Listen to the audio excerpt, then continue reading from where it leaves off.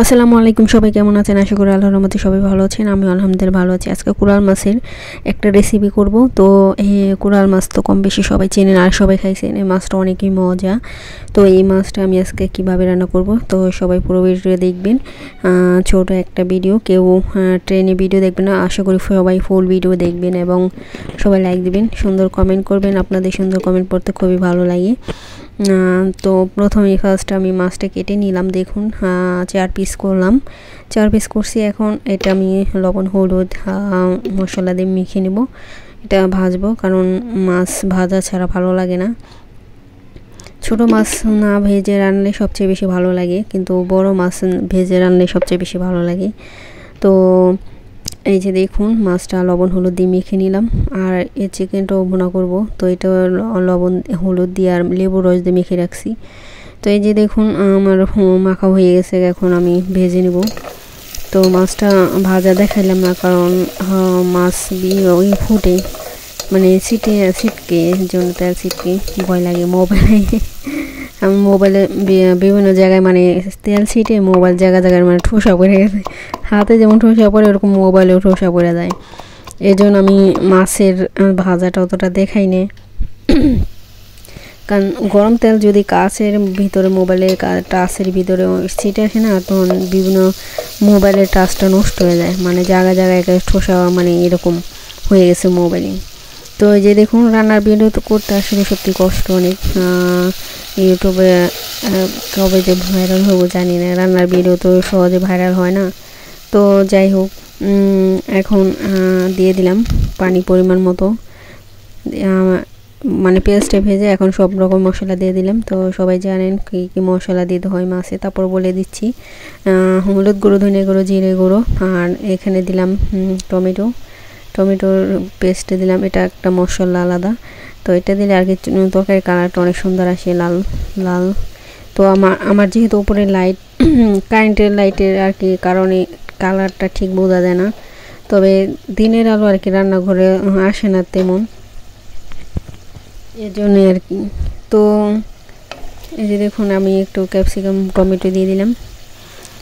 একটা দিলে মানে টমেটো দিয়ে মাছ ভুনা করলে একটু মাছটা গ্রেভি ভালো হয়, মানে একটু ভাত দিয়ে মেখে খেতে। আর এমনি শুধু মাছ ভুনা করলে শুধু পেঁয়াজ দিয়ে, তো সেটাও ভালো লাগে। তো এই যে দেখুন আমি মাছটা কষিয়ে নিব। মাছটা আমি হালকা ভাজছি, বেশি ভাজিনি, কারণ রান্নার মাছ বেশি ভাজলে মাছ শক্ত হয়ে গেলে ভালো লাগে না। রান্না করে মাছ কম ভাজা ভালো। তো সবাই কম বেশি কড়া করে ভাজে না, শুধু ভাজা খেতে হলে একটু কড়া করে ভাজতে হয়। তো এই যে দেখুন আমার মাছটা কষানো হয়ে গেছে গা। আমি একটু পরে পানি দিছি, পানি দিয়ে আমি একটু ফুটিয়ে নিছি, তারপরে অফ ক্যামেরায়। তো আপনাদের ভিডিওটা নিয়ে বড় হয়ে যাবে, ছোটো এই জন্য শর্ট ভিডিও করলাম। তো এই যে দেখুন আমি এখন ধনিয়া পাতা দিয়ে দিলাম তরকারির ভিতরে। এখন আমি আরেকটু ঢেকে জাল দেবো, তারপর হয়ে যাব। তো এই মাছটা খুবই মজা। তো যারা খান নাই তারা একবার খেয়ে দেখবেন এভাবে। টমেটো দিয়ে মাছটা রান্না করলে অনেক মজাই লাগে। তো এই যে দেখুন আমার মাছটা একটু হালকা ভেজে একটু ঝোল থাকবে। তো এই মাছটা আমার রান্না হয়ে গেছে দেখুন। তো হালকা একটু ঝোল রাখছি, তো ভাত দিয়ে মেখে খেতে এটা খুবই ভালো লাগবে। তো এই যে দেখুন আমার রান্নাটা কেমন হয়েছে, সবাই সুন্দর একটা কমেন্ট করে দেবেন, কারণ আপনাদের সুন্দর কমেন্ট পড়তে খুবই ভালো লাগে। হয়ে গেছে শর্টকাট মাছ রান্না করতে বেশি টাইম লাগে না, সব কাটাকুটা থাকলে মানে 10-15 মিনিটে হয়ে যায়।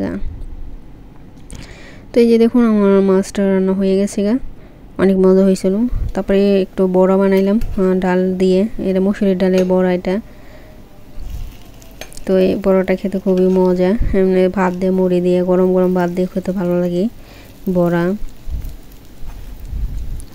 আমি বড়া খাই যেমন আলু ভর্তা বানাইলে, তারপরে ধরেন মাছ ভাজা থাকলো, বড়া থাকলো, আবার ডাল সাথে একটু ডাল, পাতলা ডাল। তো এটা দেখে তো দেখবেন খুবই ভালো লাগে।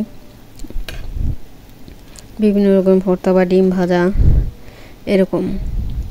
তো সবাই ফুল ভিডিওটা দেখবেন। আজকে অনেক ছোট একটা ভিডিও দিলাম, তো প্লিজ সবাই পুরো ভিডিওটা দেখবেন, কেউ টেনে ভিডিও দেখেন না। তো এই বড়া মুসমুস অনেক হলো, বড়াগুলো অনেক মুসমুসো হয়েছে।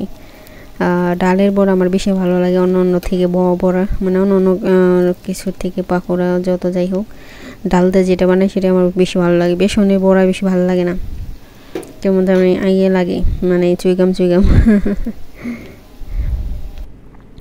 তো এই যে দেখুন লাল লাল করে ভাজা হয়ে গেছে গা। তো সবাই পুরো ভিডিওটা দেখতে থাকবেন, সবাই ভালো থাকবেন, সুস্থ থাকবেন, আল্লাহ হাফেজ।